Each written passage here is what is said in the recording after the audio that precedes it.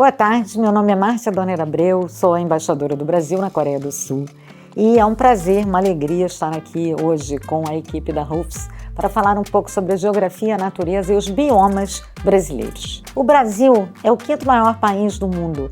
É um país que tem 8,5 milhões de quilômetros quadrados e a mais longa linha costeira e oceânica também do mundo, com cerca de 7.500 quilômetros. Temos mais de 16 mil quilômetros de fronteiras com 10 diferentes países. O Brasil tem 26 estados, um Distrito Federal e Brasília, nossa capital, é uma cidade bastante moderna, fundada em 1960 e está localizada exatamente no centro do país. Temos, claro, uma grande cidade que é muito parecida com Seul, São Paulo. Temos várias cidades históricas que marcam os diferentes períodos da colonização e depois da emancipação brasileira. O Brasil tem a sétima maior população mundial, com cerca de 210 milhões de habitantes, e as suas maiores cidades são São Paulo, com 22 milhões, o Rio de Janeiro, que é a cidade pela qual o Brasil é glamorizado e conhecido no mundo, e eu posso garantir que isso é verdade, tem 13 milhões de habitantes. Belo Horizonte tem 6 milhões, a capital Brasília, depois Porto Alegre, Recife e Salvador são cidades todas muito importantes. São Paulo é a maior cidade do hemisfério sul e o Brasil é uma sociedade totalmente diferente da Coreia, no sentido de que é uma sociedade completamente multicultural. Nossa população descende de europeus, africanos, povos indígenas originários, árabes, asiáticos. Temos mais de 100 nacionalidades no Brasil e hoje eu lendo uma matéria de cosméticos, que é um assunto que interessa muito aos coreanos, descobri que nós temos todos os tipos de cabelo do mundo e 55 das 66 cores de pele que são identificadas no planeta para efeitos, claro, de preparações cosméticas e similares. Há 2 anos atrás, em 2023, nós comemoramos o 60º aniversário da imigração coreana no Brasil. Temos uma forte comunidade coreana, a maior da América Latina, com cerca de 50 mil pessoas. É uma comunidade próspera que vive, sobretudo, em São Paulo. Nossa história, como eu já mencionei, foi marcado pela descoberta portuguesa em 1500, mais de 300 anos de período colonial. A independência do Brasil veio em 1822, após a vinda da coroa portuguesa, que era a nossa metrópole colonial, para o Brasil em 1811. Houve vários ciclos econômicos no Brasil, o primeiro deles representado pelo açúcar cultivado, sobretudo no Nordeste do Brasil e com mão de obra trazida da África. Um episódio triste da nossa história, a escravidão no Brasil. Depois tivemos o ciclo do ouro e diamantes em Minas Gerais, no século XVIII, e a partir do período do Império, nós começamos a mudar um pouco as feições do país. A expansão da economia do café, e que cria a base de capital para a futura industrialização do país a partir dos anos 30 do século passado. 1960, como eu disse, marca a inauguração de Brasília, nossa capital, e 1988, a nova Constituição brasileira. Nisso coincidimos um pouco também com a Coreia, que teve a sua mais recente Constituição em 87, ou sua mais recente emenda constitucional em 87. Imagens temos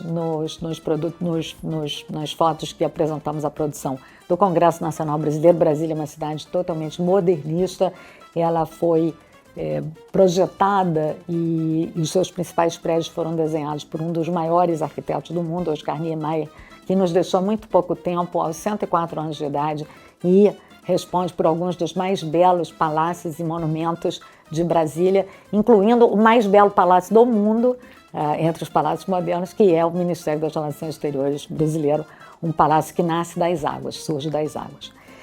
Temos uma língua que, embora não seja uma das línguas principais do mundo, é uma língua falada em 4 continentes, por cerca de 300 milhões de habitantes, e é a língua mais falada no hemisfério sul do planeta.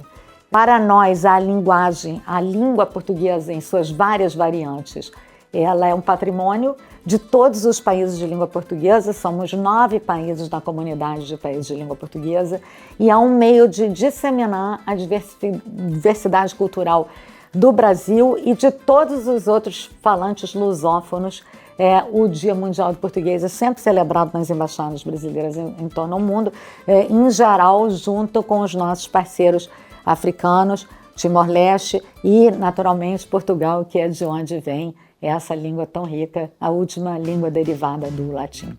O Brasil, nós gostamos de dizer que é um jogador global, é um país global player. Nós temos comércios e relações diplomáticas com virtualmente todos os países do mundo e somos uma das mais fortes economias globais.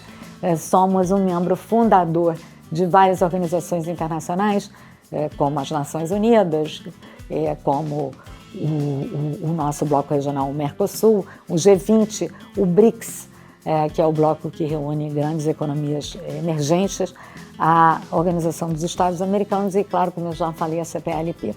Somos a 9ª economia global com um produto de cerca de 2,1 trilhões de dólares, isso números de 2003, mas também de 2005, curiosamente. Uma economia diversificada.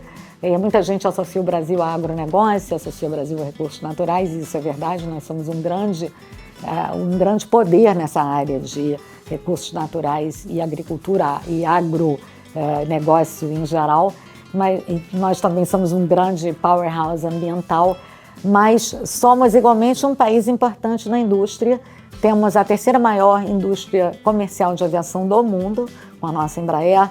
Somos o 8º maior produtor de carros e caminhões globalmente. Produzimos químicos, maquinaria, equipamento, vacinas e, evidentemente, manufatura tradicional, com têxteis e sapatos e tudo isso, né?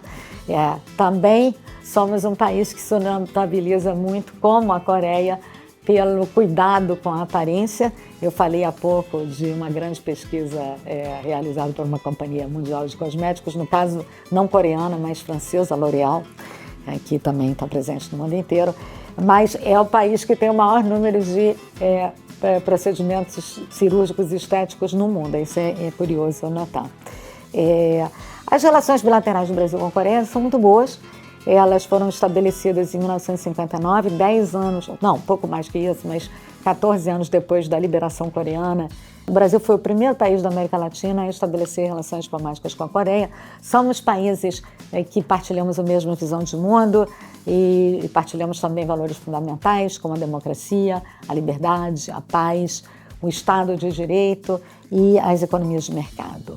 Há importantes investimentos coreanos no Brasil, somos o país que mais atrai investimentos coreanos na região da América Latina, cerca de 10 bilhões de dólares, e mais de 120 grandes companhias coreanas estão no Brasil, em áreas tão variadas como eletrônicos, automotivo, petróleo, aço. Na área de alimentos, a Coreia é um grande importador de produtos brasileiros. Samsung, LG, Hyundai, Kia são parte da vida cotidiana dos brasileiros. O Brasil é o 2º maior parceiro comercial da Coreia na América do Sul, apenas atrás do México. O México concentra um grande número de indústrias para exportação ao mercado americano, vale lembrar, enquanto que o investimento coreano no Brasil é sobretudo destinado ao grande mercado consumidor brasileiro. O nosso comércio gira em torno de 12, 13 bilhões de dólares por ano e somos a maior parceiro comercial, e sim, da Coreia na América do Sul. A cooperação entre nossas universidades e centros de pesquisa também está se incrementando. Há diversas iniciativas importantes e nós gostaríamos de ver muito mais, é uma área a ser muito mais explorada no futuro. Em matéria de recursos naturais, o Brasil é um dos maiores detentores de água doce do mundo, água potável, né? De petróleo, ouro, ferro, manganês, níquel, nióbio, fosfatos, platina, terras raras e urânio. Somos um pioneiro no desenvolvimento de biocombustíveis, é uma questão que agora começa a ganhar terreno na Coreia, mas é muito importante, claro, para a redução da pegada de carbono do setor de transportes. E no Brasil nós usamos, desde o final dos anos 70, uma mistura de etanol, que é o álcool derivado da cana-de-açúcar ou do milho, e que tem grande eficiência energética, cria uma cadeia sustentável de produção, cria empregos e renda, e permite o uso de carros que nós chamamos flex, que são carros que podem rodar 100% de gasolina, 100% de etanol e qualquer mistura entre eles. E nós temos tentado interessar os nossos sócios coreanos nos investimentos no Brasil numa modalidade de híbrido flex, porque o carro flex já é produzido pela Hyundai no Brasil. Claro, todos os carros brasileiros que saem hoje das fábricas são basicamente flex, com esses dois combustíveis podendo ser utilizados, mas o híbrido flex seria um híbrido em que tanto a gasolina quanto o petróleo podiam fazer a parte da combustão do motor e haveria ao lado, ou lateralmente, uma bateria elétrica, né? Então, vou falar agora um pouco do que é o objetivo principal desse programa, que é a biodiversidade e os biomas brasileiros. O Brasil é o maior país mega diverso do mundo. São 18 países mega diversos no mundo. O Brasil é o primeiro deles e tem algo em torno de 15% a 18% da biodiversidade do mundo. E nós temos vários grandes biomas, 7 grandes biomas. O bioma mais conhecido do Brasil, evidentemente, é a Amazônia. A Amazônia ocupa cerca de 60% do território brasileiro, é a maior floresta tropical equatorial do mundo. Ela se estende por uma bacia de uma infinidade de rios que, na verdade, ocupa 9 países, eu já me referia a isso. Então, nós não somos o único sócio amazônico, mas nós somos o maior deles, com toda certeza. E a Amazônia é um ecossistema impressionante. Ela tem 3 andares de floresta, ela tem lugares onde o sol nunca bate, porque como são 3 andares de floresta, a luz do sol tem que penetrar aquela imensa densidade de folhas. A quantidade de insetos na Amazônia é algo indescritível, porque é uma quantidade enorme, muitos deles certamente não são ainda conhecidos pela ciência. A Amazônia vive dela mesma. A Amazônia, se fosse cortada, não haveria uma nova floresta que surgiria, porque o solo amazônico, como é uma região de muita chuva, é Equador, né? E a Amazônia está tanto no hemisfério norte quanto no sul, então ela tem 2 regimes pluviais de inverno e verão nos 2 hemisférios. A Amazônia tem uma terra muito lavada pela chuva, então ela depende das próprias folhas e troncos e árvores e resíduos de outras formas de vida para que o solo tenha a capacidade de sustentar aquele ecossistema absolutamente maravilhoso. Bom, a outra área muito conhecida do Brasil é o Cerrado, que é a região onde nós temos a grande fronteira agrícola brasileira. Essa região era virtualmente não integrada ao Brasil até a criação da capital em Brasília, até a inauguração da capital em Brasília, e foi Brasília que abriu uma enorme porção do Brasil para a ocupação humana. E na esteira da criação de Brasília veio um projeto muito importante que o Brasil desenvolveu com o Japão a partir dos anos 70, que foi o Programa de Desenvolvimento dos Cerrados. Os cerrados tinham um solo que precisava ter o seu pH corrigido para permitir a agricultura. E foi um êxito absoluto. O Cerrado hoje é um dos grandes celeiros do mundo, o Brasil planta para o mundo comer. A quantidade de alimentos produzida pelo Brasil é realmente exponencial. E uma boa parte dessa produção, não toda, claro, mas uma boa parte dessa produção, tanto de grãos quanto de gado, está localizada no Cerrado. O Cerrado cobre cerca de 24% do Brasil e é uma região alta de planalto, onde nascem a maioria dos rios brasileiros, que depois descem daquele alto platô para as outras regiões do Brasil, para a Amazônia, para o centro e sul do Brasil e também para a região Nordeste. Um terceiro bioma brasileiro, muito pouco conhecido ao contrário dos outros 2, é a Caatinga. A Caatinga é uma região de clima extremamente seco, praticamente árido, com uma vegetação cactácea, que se situa na região Nordeste do Brasil e é muito específica porque ela exige uma grande adaptação tanto dos animais como da vegetação que ali existem, mas também do ser humano que lá vive. No passado, isso hoje já não ocorre mais, quando havia grandes secas, era comum que os habitantes da região tivessem que migrar para o centro-sul do Brasil buscando água, porque a situação era mesmo dramática. Mas hoje, claro, com as novas tecnologias, isso foi resolvido.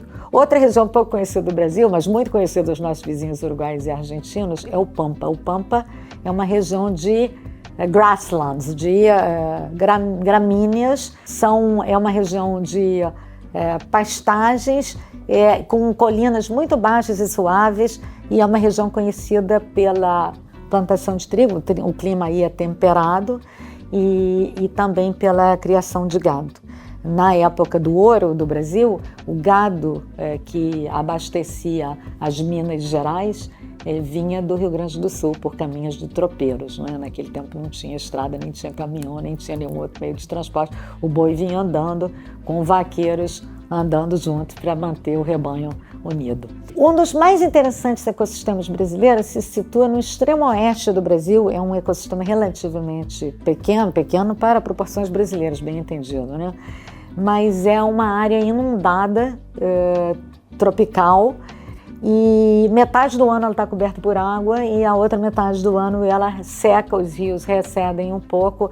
É uma paisagem belíssima, com animais maravilhosos, uma riqueza muito grande de vida silvestre, vida selvagem, e é um ponto turístico importantíssimo hoje no Brasil. As pessoas vão lá para conhecer mesmo esse ecossistema tão diferenciado e claro, que não tem muitos similares no mundo. A Floresta Atlântica é a região do Brasil que foi mais, vamos dizer, ocupada pelo humano, desde a chegada dos primeiros conquistadores da nossa terra, os portugueses, mas rapidamente seguidos por franceses, ingleses, holandeses. Os holandeses chegaram a ocupar um pedaço do nordeste do Brasil, depois foram expulsos em 1641 e levaram as nossas tecnologias de produção de açúcar para o Caribe. Então o Caribe surge como uma nova grande área de produção de açúcar por causa da expulsão dos holandeses no Brasil. Mas a Mata Atlântica tem uma grande biodiversidade animal. O animal símbolo da Mata Atlântica é o mico-leão dourado, é um animalzinho muito ameaçado de extinção, mas graças a Deus nos últimos 20, 30 anos têm sido feitos progressos imensos na proteção do mico-leão. Eles agora têm uma reserva só para eles, numa região do Rio de Janeiro, e também já se consegue fazer a procriação de micos-leões em cativeiro. Mas essa região, de fato, é muito ocupada. Embora haja hoje uma forte proteção, ela foi grandemente já dizimada. E, finalmente, eu acho que estou chegando ao meu último ecossistema, é a minha Amazônia Azul, que eu digo que é o meu ecossistema favorito. A Amazônia Azul é constituída por todas as zonas de água sob jurisdição brasileira. Água e solo, né, vamos dizer, mas o nosso mar territorial, a nossa zona econômica exclusiva e toda essa camada de água que está ali, e também a nossa plataforma continental, quer dizer, a vida que vive lá no fundo do mar, até o pulo para as profundezas abissais, né? Mas a Amazônia Azul também é uma área rica de biodiversidade. Ela tem cerca de 40%, eu diria, do território brasileiro, em termos de superfície, 3,7 milhões de quilômetros quadrados. E é uma área rica, inclusive em recursos minerais. É daí da Amazônia Azul, vamos dizer, que vem a maior parte do petróleo brasileiro, que é perfurado bem abaixo do nível do mar. Nós temos 2.000 metros de água no mar, depois nós temos o fundo marinho, depois temos as rochas do sal, são rochas misturadas com sal, e é abaixo desse sal que se encontra o petróleo. Então nós chamamos esse petróleo de petróleo pré-sal e petróleo e gás, tá? Então, mas também temos coisas muito lindas, como baleias. Agora é temporada de baleia, e as baleias estão voltando até a costa do Rio de Janeiro. 2 séculos atrás, elas eram caçadas, claro, e por causa disso elas deixaram de frequentar a região. Mas há muito tempo ninguém caça baleia no Brasil, é proibido. Então, agora as baleias estão voltando, e todo dia tem um espetáculo de baleia pulando na praia de Ipanema. A pessoa está na praia em Ipanema, ali, ó, se vocês depois quiserem olhar o Rio de Janeiro, e passa uma baleia e pula na frente da pessoa. Como eu falei também, o Brasil é uma potência agrícola. Nós temos cerca de maior produção, provavelmente, mundial de agricultura, e segundo maior exportador. Temos um sistema também ambientalmente muito responsável de proteção da vegetação nativa da nossa área de culturas. Existem regras muito rigorosas a respeito de preservação de vegetação nativa nas propriedades agrícolas. Então, a regra base, 20% de qualquer propriedade rural tem que ter vegetação, tem que ser correspondente à vegetação nativa, não pode cortar. Depois, o resto o agricultor pode plantar. Mas quanto mais você avança para ecossistemas mais sensíveis, mais essa área que tem que preservar a vegetação natural, ela aumenta. Então, no Cerrado, ela é de 35%, e quando você chega na Amazônia, você compra 100 metros quadrados de terra, 80 metros quadrados de terra é para proteger, não pode cortar, e só 20% você pode explorar. O brasileiro, ele se preocupa com essa importância ecológica do Brasil e deseja mantê-la. Quando as pessoas me dizem, eu estou muito preocupado com a Amazônia, eu digo, mas o brasileiro mais ainda, porque o brasileiro tem a perfeita consciência de que a Amazônia é um valor em pé. Se a Amazônia desaparecer, não fica nada, só um deserto. E não é só o Brasil que será afetado, evidentemente, não. A Amazônia é um grande circulador de água e calor no nosso planeta, não talvez o maior, porque o maior circulador de água e calor é o oceano, mas a Amazônia tem uma importância crucial nessa área. As áreas protegidas do Brasil, cerca de 66% da superfície brasileira é constituída de vegetação preservada, são áreas não ocupadas, de água ou de terra, são áreas ocupadas por terras indígenas e são áreas de preservação ambiental. Nós também temos, claro, já mencionei as áreas de preservação que devem ser nas propriedades rurais. Depois temos uma grande área de pastagens e temos a área ocupada por cidades e estradas e que corresponde à nossa urbanização. Nas propriedades rurais brasileiras, a área produtiva equivale a 30% da superfície do Brasil. 8% de pastagens produtivas e o resto podendo ser recuperado, reflorestado e cultivado. As áreas de pastagem, de fato, têm um forte componente de pastagem degradada. Eu já falei do Código Florestal. Finalmente, um outro diferencial do Brasil realmente é o altíssimo percentual de energia limpa gerada no país.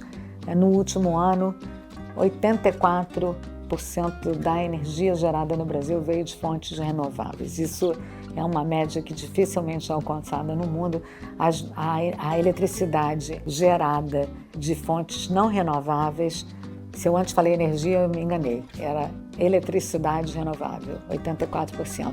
E a parcela de eletricidade gerada de fontes não renováveis, como carvão, óleo, os fósseis, ela corresponde a apenas 15,7% da eletricidade gerada no Brasil. De onde vem essa energia, ou essa eletricidade verde? Do setor hídrico. O Brasil tem muita água e, portanto, ele tem muitas hidrelétricas. O Brasil está desenvolvendo com bastante força, bastante veemência, os setores de energia de biomassa, energia de resto, produzida por restos de produtos agrícolas em conversores. Ele está desenvolvendo também fortemente a energia solar, a energia eólica, de vento, gerada por vento. Então, e uma faixa muito pequena de energia brasileira é nuclear. Na parte de geração energética, que a energia é o conjunto de fontes que fazem as economias e os países gerarem. Então, existe a eletricidade, claro que é uma fonte, é uma parte importante da geração de energia de um país, mas existe também outras formas de energia que não são necessariamente elétricas, usadas no transporte, no aquecimento, O aquecimento elétrico, por exemplo, é muito caro, então ele é feito de outras maneiras, tá certo? E no Brasil, essa energia utilizada já é quase 50%, 49,1% limpa, tá certo? Não renovável 50%. Para dar uma ideia para vocês, a média da OCDE de geração energética é 14% de energia limpa. Então o Brasil tem mais do que 3 vezes a média dos países mais desenvolvidos do mundo em energia consumida de fontes renováveis. Finalmente, a cereja do meu bolo, sou diplomata, é a diplomacia verde. No Brasil, A promoção do desenvolvimento sustentável é há mais de 30 anos um elemento central da atividade diplomática brasileira. Nós primeiro lutamos a partir de 1988 para levar a segunda Conferência das Nações Unidas sobre Meio Ambiente, e desta vez sobre meio ambiente e desenvolvimento, para o Rio de Janeiro em 1992, no que ficou conhecido como a Cúpula da Terra, não é? Aquilo foi um momento de virada na governança ambiental global, e o Brasil desempenhou um papel importantíssimo nesse exercício. Ali foram adotados também a Convenção do Clima e a Convenção da Biodiversidade, e também com importante atuação negociadora brasileira para os dois instrumentos.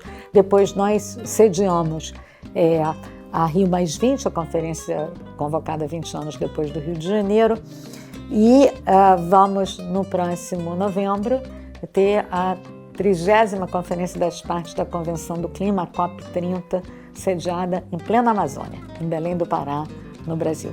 E a estratégia de desenvolvimento brasileira, ela é toda baseada no conceito de desenvolvimento sustentável, da integração dos pilares do desenvolvimento social, do desenvolvimento, do crescimento econômico e da sustentabilidade ambiental. A COP, claro, como eu disse, vai ser na Amazônia, e o nosso principal objetivo é ver se nós conseguimos sair da COP com um roadmap e um conjunto de iniciativas que permitam à humanidade, vamos dizer, mas aos países e às economias e às sociedades saírem da rota que está nos levando direto para a parede, porque o ano passado nós já ultrapassamos a temperatura de mais 1,5 graus Celsius em relação ao período pré-revolução industrial, e nós estamos vendo as consequências diretas disso no cotidiano de todos os países. A gente gosta de dizer que isso afeta mais os mais vulneráveis, é verdade, tanto aqui na Coreia quanto em outros países. Isso afeta mais os países em desenvolvimento, que têm menos recursos para responder às mudanças climáticas,